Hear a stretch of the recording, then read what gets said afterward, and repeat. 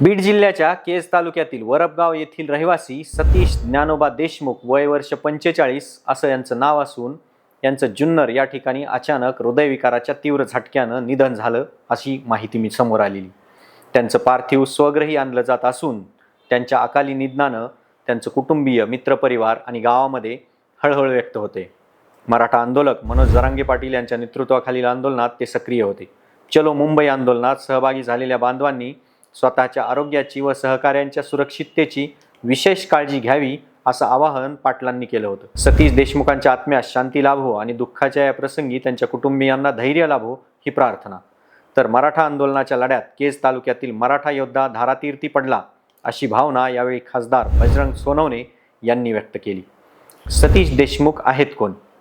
प्रत्येक आंदोलनात आणि मोर्चामध्ये ते हजेरी लावत असत। यावेळी देखील ते चलो मुंबई मोर्चात सहभागी झाले होते।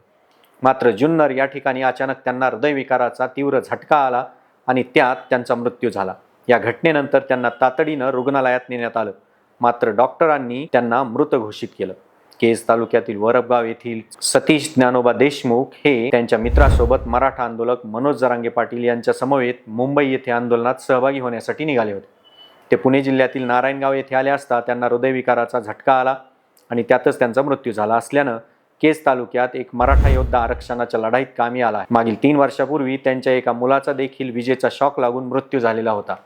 सतीश यांचे वडील सैन्यात कार्यरत होते। सतीश यांच्या पश्चात पत्नी संध्या, मुलगा प्रसाद आणि वृद्ध आई पुष्पा असा परिवार आहे। या घटनेनं जिल्ह्यासह आंदोलनातील मराठा बांधव यांच्यामध्ये हळहळ व्यक्त केली जात आहे।